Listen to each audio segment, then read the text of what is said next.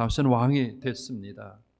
왕이 되어서 왕궁에 홀로 살아가게 되어지는데, 이 다윗의 마음 가운데는 나는 이렇게 아름다운 왕궁에 살면서 하나님의 존재를 상징하는 하나님의 법궤는 저 오벳 에돔이라고 하는 집에 처박혀 있는 것을 다윗이 안타깝게 여겼어요.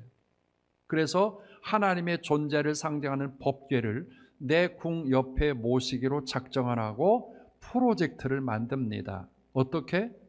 3만 명의 군인을 동원하고 모든 악기를 다 착출해서, 그리고 오벳 에돔의 집에 가서 연주를 하면서 새 수레에다가 하나님의 법궤를 모셔오려고 계획을 해요.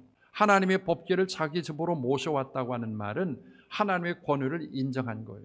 오늘 여러분의 삶의 자리 앞뒤 좌우에 하나님의 성령님께서 함께 하시는 줄로 믿습니다. 이런 다윗의 모양을 보셨던 하나님의 마음이 어땠을까? 하나님이 너무너무 좋으신 거예요. 하나님이 나단 선지자를 통해서 다윗의 이런 신앙의 모양을 보시고 하나님의 마음을 쏟으셨어요. 나는 너의 아버지가 되고 너는 나의 아들이다. 여러분, 이만큼의 하나님의 마음을 쏟아서 이런 사랑을 받을 만한 그런 어떤 모양이 있다면 얼마나 행복할까? 오늘 여러분에게 이런 은혜가 있기를 주의 이름으로 소원합니다. 하나님께서 그의 아들 예수 그리스도를 십자가에 내어놓으시고 이 십자가의 사건을 통해서 저와 여러분 하나님의 자녀로 선택해 주셨습니다. 이 자녀 선택됐다고 하는 것에 대해서 자랑스럽게 여길 수 있고, 이 자녀라고 하는 부분을 놓쳐서는 안 됩니다. 하나님의 아들을 내 대신해서 주셨고 나를 하나님의 아들로 인정해 준 것에 대해서 이 바울은 하나님의 사랑에서 나를 자녀 삼아 주신 하나님의 사랑, 세상에 그 어떤 것도 끊을 수 없을 만큼 나는 하나님의 사랑 받고 있다. 세상에 어떤 악한 원수라도요, 나를 하나님의 사랑에서 끊을 수 없는 소중한 존재라고 하는 사실을 선포하셔야만 합니다. 다윗이 고백을 했어요. 세상 사람 나를 거들떠 보지도 않을 뿐만 아니라 내 이름 석자 알 리도 없겠지만 나는 그래도 하나님의 사랑에서 끊을 수 없는, 끊어질 수 없는 그런 존재다라고 하는 거예요. 이런 고백과 선언이 있을 때 오늘 우리의 정체는 분명해집니다. 그래서 하나님은 이런 다윗을 축복을 하십니다. 오늘 여러분, 다윗이라고 하는 사람이 이런 축복을 받기 전에 그가 어떻게 하나님의 손에 잡혀졌을까라고 생각해 보면 다윗이 왕이 됐던 스토리를 알아야만 합니다. 하나님께서 기름 부어 세우는 이스라엘의 왕 되는 사람을 기름 부어 세우거라, 그렇게 사무엘 선지자가 하나님의 말씀을 듣고 이새의 집을 방문합니다. 이새라는 사람이 얼마나 흥분이 됐겠어요. 한 사람, 두 사람, 7사람 다 지나갔습니다. 그런데 하나님께서 사무엘 선지자에게 사인이 없는 거예요. 하나님, 왜 이러십니까? 그래서 사무엘 선지자가 이새에게 이야기하잖아요. 혹 아들 더 없습니까?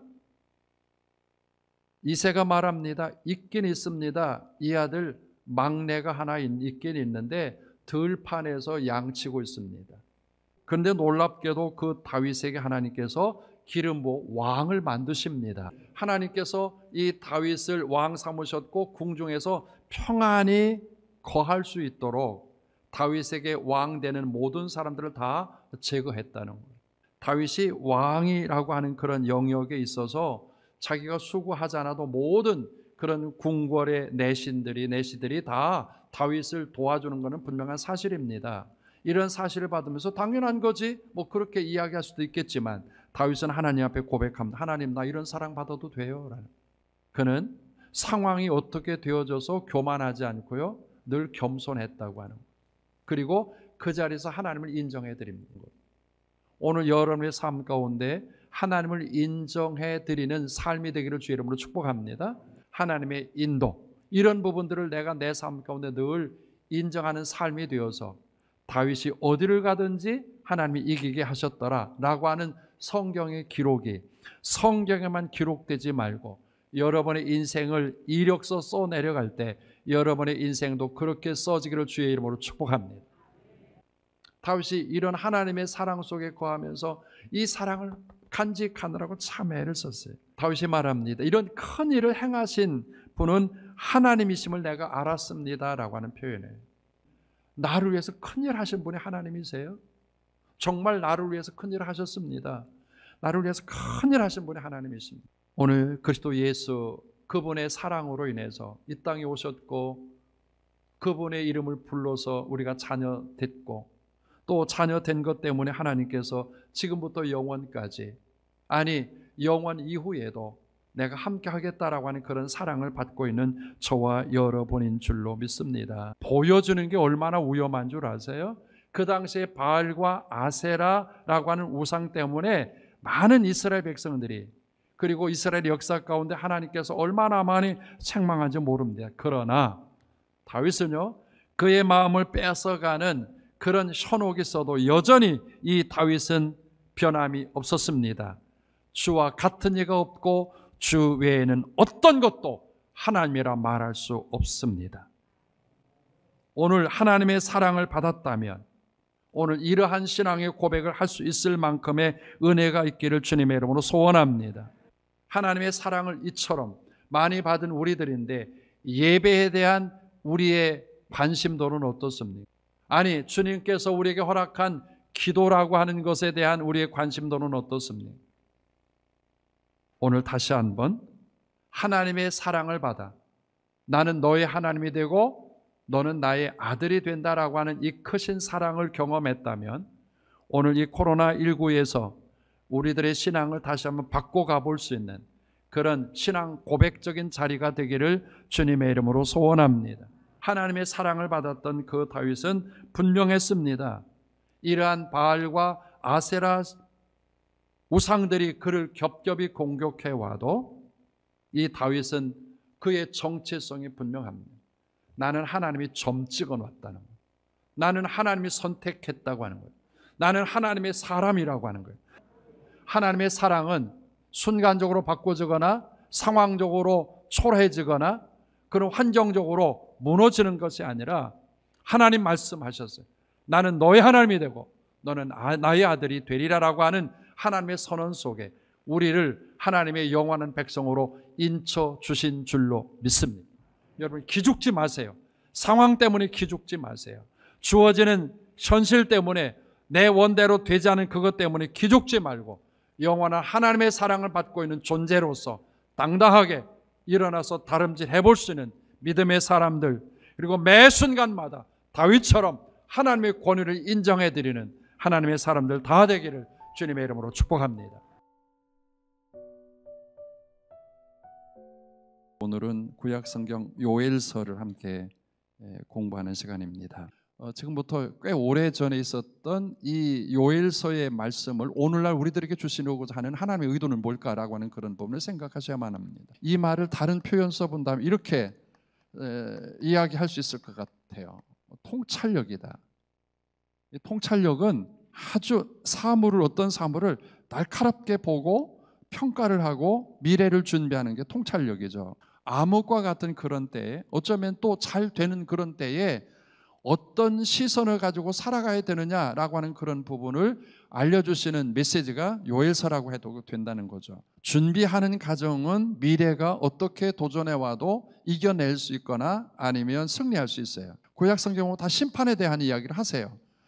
이 심판은 어디서부터 오는가 하면 죄라고 하는 것에부터 온다. 죄는 소멸되지 않는다. 그러나 이 죄로 인해서 심판을 받게 되어지는데 하나님은 죄를 이야기하고 심판을 이야기하시는 무자비한 하나님, 그분은 아니다. 죄는 하나님께서 말씀을 하십니다.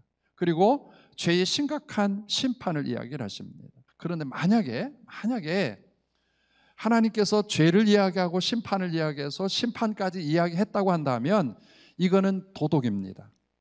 도덕적으로, 때로는 윤리적으로, 도덕과 윤리적으로 잘 바르게 살지 못한 사람은 안 돼. 그렇게 살면 안 되지 하고 심판을 이야기하는 것으로 지적을 해요.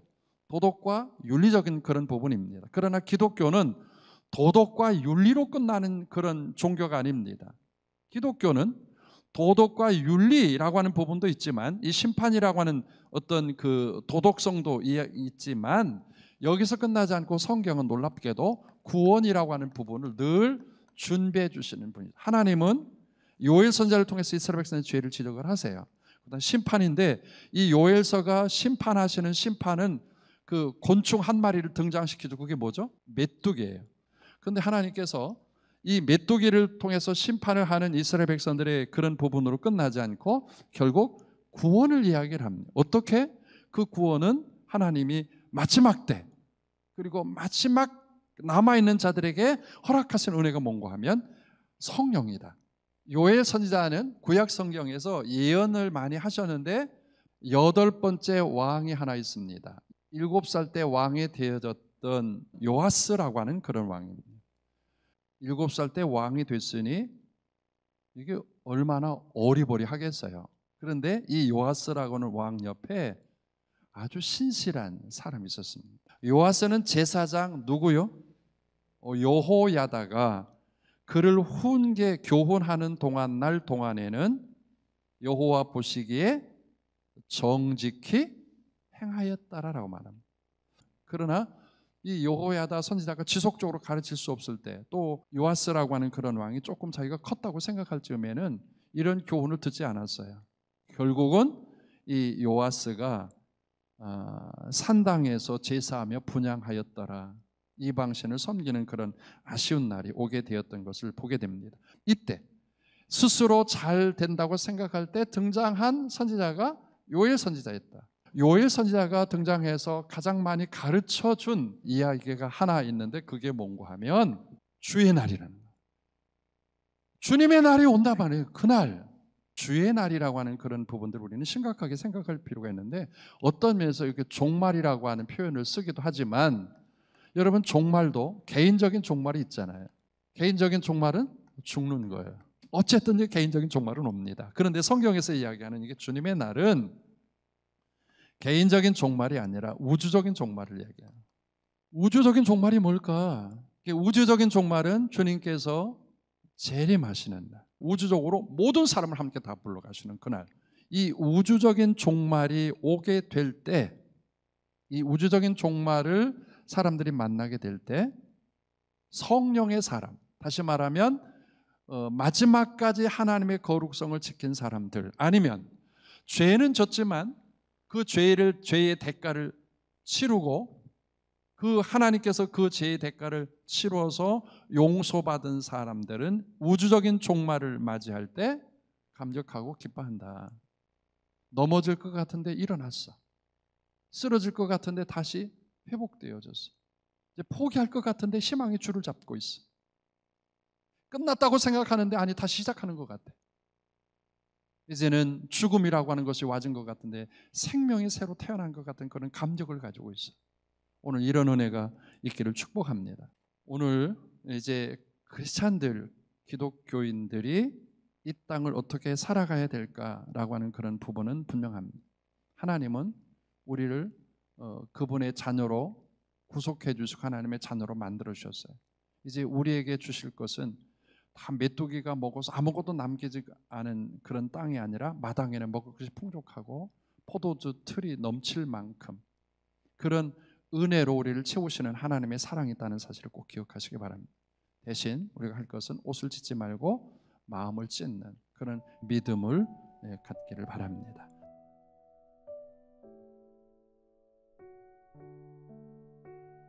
오늘 저는 성경을 함께 여러분과 읽었습니다. 오늘 성경을 읽어보면서 이 가정에서 드러나고 있는 여러 가지 문제점이 어떤 것인가를 생각해 보려고 합니다. 이 노아가 취해서 그의 장막 가운데 들어가긴 들어갔지만 인사불상이 되어서 도대체 어떻게 그 방막 안에 들어갔는지, 어떻게 잠자리에 누웠는지 알지 못할 만큼의 아주 인간의 초라한 모습을 드러내게 됐습니다. 이 노아에게는 셈과 함과 야벳이라고 하는 세 형제가 있었는데 그 중간 함이라고 하는 그런 아들이 아마 아버지를 궁금해해서 창막에 문을 열고 들어가 봤더니 사람 꼴이 아닌 아버지의 그 모양을 발견하게 됩니다. 이 함이라고 하는 아들이 그가 가지고 있는 그런 어떤 시각 가지고 아버지를 본 후에 밖에 나와 있는 형과 동생에게 이야기를 합니다. 아버지의 그 부끄러운 부분만 보았다는 거. 아버지의 그 약점만 보았다는 거. 그런 이야기를 들었던 형과 동생은 세상에 우리 아버지는 그런 아버지 아닌데 아버지의 부끄러운 부분, 아버지의 취한 모습, 아버지의 초라한 모양을 보지 않으려고 애를 썼습니다. 그리고 큰 보자기를 두 사람이 들고 뒷걸음쳐져 가서 그 아버지의 부끄러운 부분을 다 감춰 주었습니다. 오늘 저와 여러분의 가정은 어떻습니까? 완벽합니까? 아무리 생각해도 우리의 가정 완벽하지 않은 것 같습니다. 어느 가정인들 부끄러움이 없는 가정이 어디 있을까? 세상의 눈으로 세상의 윤리와 세상의 도덕으로 우리의 가정의 창문을 열고 슬며시 들여다보면 완벽하지 않습니다. 아버지의 부끄러운 그런 모양, 그런 모양을 보았을 때 이 큰아들과 막내아들은 큰 보자기를 하나 가지고 그 창막문으로 들어갑니다. 이 보자기는 하나님의 은혜라고 생각합니다. 십자가의 사랑이라고 생각합니다. 하나님께서 우리에게 보여주셨던 그 긍휼이라고 하는 그런 보자기라고 생각합니다. 하나님은 우리들에게 그 보자기 가지고 우리의 가정을 들어가라고 말씀하십니다. 십자가에 보혈이 묻혀진 그 보자기 가지고 들어가라고 말합니다. 우리의 가정에 부족함 있어도 괜찮습니다. 또 세상에 드러낼 만한 모양이 하나도 없어도 괜찮습니다. 이유는 하나님께서 우리에게 허락해 주신 그 보자기가 있기 때문에 그렇습니다. 그 은혜의 보자기를 늘 갖고 우리를 사랑하시되 그냥 있는 그 자체를 사랑하신 것처럼 우리 가정의 모든 식구들을 그렇게 싸매줄 만한 보자기 가지고 들어가 보는 여러분의 가정이 된다면 분명히 승리하는 5월달 될 줄로 믿습니다.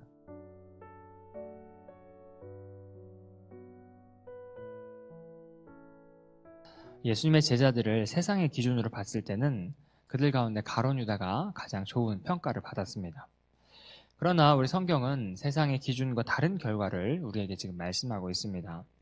세상의 기준으로는 이 유능한 가룟 유다는 예수님을 배신했지만 실격자로 보이는 다른 제자들은 예수님과 함께 세상을 변화시켰습니다. 성경은 우리에게 예수님의 제자로서 살아가라고 말하고 있습니다. 동시에 참된 제자는 세상의 능력을 따르는 사람이 아니라 예수님을 따르는 사람이 참된 제자라고 말을 하고 있습니다. 오늘 본문 말씀을 통해서 어떤 삶이 예수님을 따르는 삶인지 우리가 제자답게 어떻게 순종할 수 있는지 오늘 함께 나눠보도록 하겠습니다. 첫 번째로 기도하는 사람들이 예수님을 따르는 제자임을 지금 말씀하고 있습니다. 예수님은 공생애를 시작하기 전에도 금식하면서 기도하셨고 공생의 사역 기간에서도 기도하셨습니다. 그리고 마지막 십자가에 달렸을 때도 기도하셨습니다. 이처럼 예수님의 제자들은 기도로 충만해야 합니다. 기도로 하나님의 이과 계속 우리가 소통을 해야 하며, 왜냐하면 기도하지 않는 제자들은 능력이 없고 기도하지 않는 제자들은 하나님의 뜻을 알 수가 없기 때문에 그렇습니다. 두 번째는 이 모든 기도가 순종의 행위로 완성된다 하는 것입니다. 우리는 성경을 통해서 주님께서 결코 모든 일을 자의대로 행하지 않으시고 언제나 하나님의 뜻대로 행했음을 우리가 알 수 있습니다. 따라서 주님께서는 이 사도를 세우는 중대한 일 가운데서도 마음대로 행하지 않으시고 먼저 하나님의 뜻을 묻기 위해서 밤새 기도하셨습니다. 그러므로 우리는 철저하게 기도와 그 후의 삶을 일치시키셨던 주님처럼 기도가 끝나면 이 받은 말씀을 가감없이 순종하고 실천해야겠습니다. 그래서 우리의 주장을 관철시키기 위해서 기도하는 것이 아니라 하나님의 음성을 듣기 위해서 기도하는 우리 성도님들 되시기를 바랍니다. 마지막으로 하나님은 작은 자를 들어 쓰십니다. 14절부터 16절까지 예수님이 세우신 12사도의 명단들이 기록되어 있습니다. 그런데 우리는 이걸 읽어보면 이제 한 가지 특징을 발견하게 됩니다.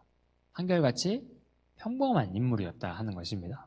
하나님께서 이 천국의 기초를 놓기 위해서 탁월한 자들이 아니라 오히려 베드로와 요한 같은 평범한 사람들을 부르셨습니다. 따라서 우리는 높은 위치에 있다 할지라도 교만하지 말아야 하겠습니다. 그리고 주님께서 의인을 부르러 온 것이 아니라 죄인을 부르러 이 땅에 왔다 하는 것을 깨닫고 우리의 삶 가운데 우리가 낮고 보잘것없다 할지라도 낙심하지 마시고 주님께서 특별한 일을 위하여서 평범한 사람들을 불러서 크게 사용하시는 분임을 깨닫고 우리가 온전히 기도하며 그 기도하면서 주님께 주신 마음에 순종하며 살아가는 우리 성도님들 되시기를 바랍니다.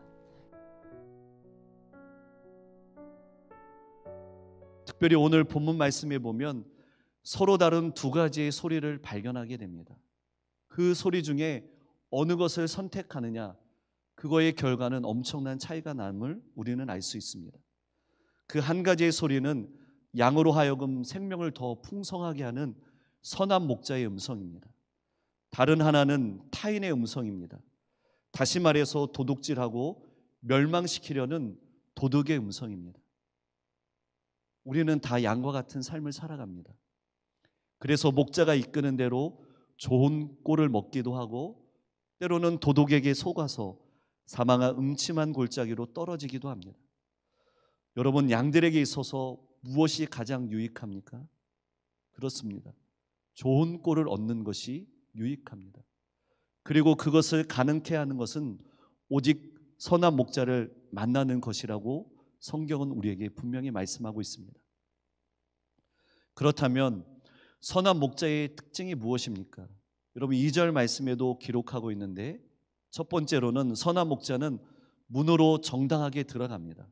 다시 말해서 선한 목자는 합당한 방법을 통해서 양을 만나게 됩니다. 그러나 도둑은 어떻습니까? 도둑은 도둑질하기 위해서 오기 때문에 뒷문이나 담을 넘어서 몰래 들어갑니다.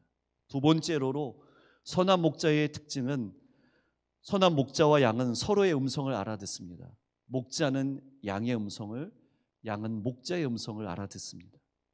이렇게 음성을 서로 알아듣는다는 것은 절대적인 신뢰 관계를 뜻합니다. 또한 선한 목자의 특징 가운데 한 가지는 앞서간다라고 이야기합니다. 물론 실제로 초원에서 목동들은 양 떼보다 앞서가지 않는다고 합니다. 하지만 오늘 이 말씀은 주님이 하신 비유의 말씀이라는 사실을 우리가 알아야 됩니다. 그러면서 선한 목자가 앞서서 간다라고 말씀하신 것은 선한 목자는 자기의 양을 보호하는 것을 최우선의 과제와 목적으로 생각하고 있다는 사실을 강조하기 위한 것입니다. 그래서 장애물이 있으면 피할 수 있도록 먼저 앞서가고 맹수의 공격이 있으면 위험을 무릅쓰고 지켜주기 위해서 선한 목자는 양들보다 앞서서 갑니다. 선한 목자는 이렇게 양을 위해서 철저하게 희생합니다. 수단과 방법을 가리지 않고 양을 도둑질하고 죽이고 멸망시키려는 도둑과는 전혀 다른 모습을 보입니다. 여러분, 선한 목자는 양으로 하여금 생명을 얻게 하고 더 풍성하게 하는 것뿐이라고 성경은 말씀합니다. 더 나아가서 목자는 양에게 늘 좋은 꼴을 먹이고 싶어합니다. 양이 행복한 것이 목자의 행복이요 기쁨이 된다라고 말씀합니다. 여러분, 10절 말씀을 함께 읽도록 하겠습니다. 10절 시작. 도둑이 오는 것은 도둑질하고 죽이고 멸망시키는 것뿐이요 내가 온 것은 양으로 생명을 얻게 하고 더 풍성히 얻게 하려는 것이라. 아멘. 선한 목자의 특징은 문을 정당하게 들어갑니다. 뒤로 오거나 담을 넘지 않습니다. 선한 목자는 서로의 음성을 분명히 압니다. 목자는 양의 음성을 알고 양은 목자의 음성을 분명하게 알아듣습니다. 선한 목자는 자기의 이름을 하나씩 부르며 먼저 앞서가면서 그 양을 좋은 푸른 초장으로 또 생명을 얻고 더 풍성한 생물을 얻는 것이 선한 목자의 특징입니다.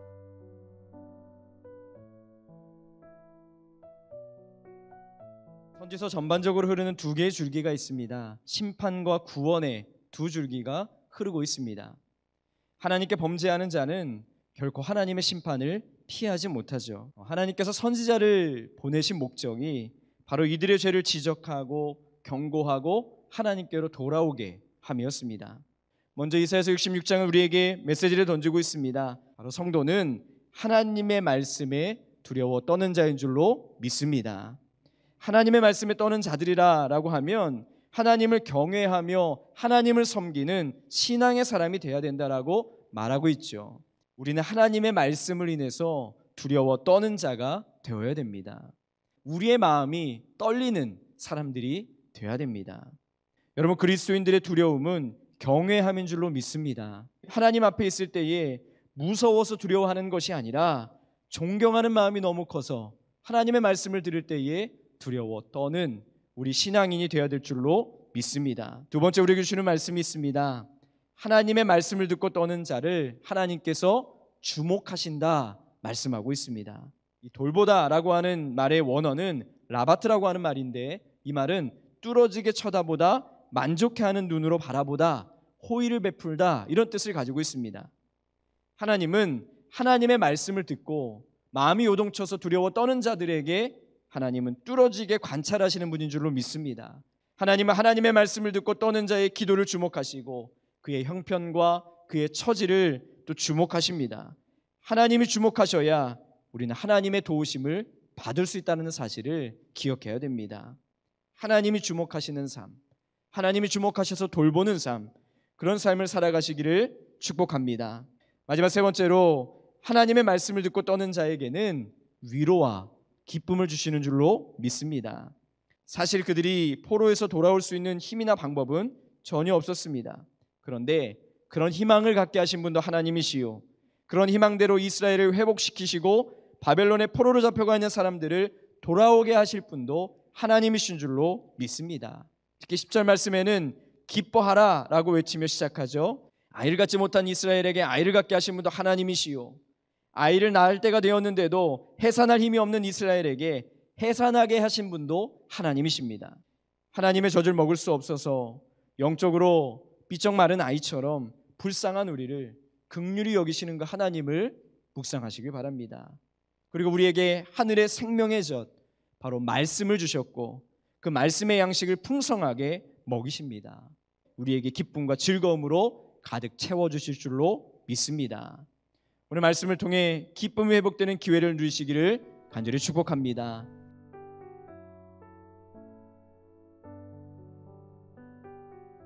새벽에 하나님의 놀라운 기적을 기대할 수 있는 이유를 성경은 우리에게 이렇게 말씀해 줍니다. 첫째, 새벽에 하나님이 우리를 만나 주시기 때문입니다. 하나님은 언제나 우리를 만나 주십니다. 그러나 새벽은 하나님이 특별히 우리를 만나 주시는 시간입니다. 오늘 우리가 다 함께 읽은 시편 46편의 저자가 경험하고 있는 상황은 위급한 상황, 극도의 위기의 상황이라는 것을 오늘 본문의 여러 표현들을 통해서 우리는 묵상할 수가 있습니다. 본문 1절 말씀에 보면 중간에 환난 중에, 2절에 보면 산이 흔들리고, 그리고 3절에서는 바닷물이 솟구치고 뛰논다라는 표현을 합니다. 인생의 고통이 쓰나미처럼 우리 삶에 밀려오고 있다는 표현입니다. 그런데 오늘 본문 5절 말씀에 보니까 그럼에도 불구하고 하나님은 흔들림 없이, 아멘, 흔들리는 세상에서 하나님은 흔들림 없이 그 거룩한 성중에 거하신다라는 표현을 하고 있습니다. 그리고 6절 말씀에 보면 다시 문나라가 떠들고 왕국들이 흔들리고 있다라고 말합니다. 그런데 그 다음 절 7절 말씀에 가면 또 달라집니다. 이 만국들이 흔들리는 소란스러운 상황 속에서 세상의 요란함이 가득한 그 세상의 한복판에서 7절 말씀을 통해서 만국의 여호와께서 우리와 함께 하시니, 할렐루야. 하나님은 언제나 우리를 만나실 수 있지만 특별히 새벽에 우리와 만나기를 좋아하시는 하나님이십니다. 새벽에 날마다 하나님과 그런 거룩한 만남을 이루어서 우리의 삶이 1절처럼 환난의 삶이 있고 2절처럼 산이 흔들리고 바닷물이 솟구치고 뛰노는 그런 쓰나미 같은 어려움이 우리에게 있다 할지라도 7절 말씀을 통해 우리와 늘 함께 하시는, 새벽에 도우시는 그 하나님을 저와 여러분 모두가 늘상 경험하기를 복된 인생 되기를 주님의 이름으로 축복합니다. 그런가 하면 마지막 세 번째로, 이 새벽의 축복은 새벽에 하나님이 우리의 피난처 되심을 나의 입술로 고백하게 되어진다라는 사실입니다. 오늘 시편 46편의 말씀을 묵상해 보면 세 개의 커다란 단락으로 나뉘어지는 것을 우리는 알 수 있습니다. 그런데 한 단락이 끝날 때마다 등장하는 단어가 있는데 바로 쉘라입니다. 그렇다면 오늘 본문에 이 쉘라라는 단어가 몇 번 나오고 몇 절 다음에 나오고 있냐면 3절 끝에, 7절 끝에, 11절 끝에 이 부분이 나오고 46편 그 전체의 커다란 세 부분, 세 단락으로 나눌 수 있습니다. 여러분, 쉘라의 뜻이 무엇입니까? 쉘라는 히브리어로서 명사로 중지 혹은 쉼이라는 뜻도 있고 또 다른 뜻으로 이 음을 높이다, 찬양을 높이다라는 그런 음악적인 용어입니다. 그래서 쉘라라는 말이 시편에서 한 구절 한 구절 끝날 때 나오는데 그 의미는 잠시 멈춰서 들어라, 혹은 지금부터 음정을 높여서 화답하여 높여서 하나님 앞에 올려드려라 라는 음악적인 지시의 표현입니다. 그렇다면 이러한 관점에서 시편 46편의 말씀을 살펴보면 처음 이 쉘라가 나오는데, 쉘라가 나오기 직전에 고백이 무엇입니까? 3절에 우리는 두려워하지 아니하리로다 쉘라. 지금 시편 46편의 저자가 새벽에 기도하면서 하나님 앞에 나와 찬양하면서 두려움이 사라졌습니다. 그리고 숨을 한 번 쉬면서 쉘라라고 하나님 앞에 모든 찬양과 영광을 하나님 앞에 올려드립니다. 그런가 하면 두 번째 쉘라, 이 7절 야곱의 하나님은 우리의 피난처시로다 쉘라. 모든 찬양과 영광을 하나님 앞에 올려드립니다. 그리고 마지막 11절에 만군의 여호와께서 우리와 함께 하시니 야곱의 하나님은 우리의 피난처시로다 쉘라. 마침내 새벽을 깨우고 기도하면서 시편 46편의 저자는 하나님이 나뿐만 아니라 우리의 피난처 되심을 확신하게 되었고, 그리고 일어나 하나님을 찬양합니다. 하나님이 우리의 힘이라고, 하나님이 우리의 능력이라고, 하나님이 우리의 피난처라고 말합니다. 그리고 마지막에 쉘라, 피난처 되신 하나님 앞에 모든 찬양과 영광을 올려드립니다. 사랑하는 저와 여러분에게도 이러한 은혜와 축복과 기적이 있기를 정말로 기대하십니까? 하나님이 저와 여러분에게 정말로 피난처가 되어주시기를 원하십니까? 충분합니다. 이 새벽에 쉘라의 고백처럼 마음을 높이고 기도의 소리를 높여 우리가 새벽을 깨울 수만 있다면 새벽에 도우시는 하나님의 놀라운 은혜가 저와 여러분에게 충만할 것입니다.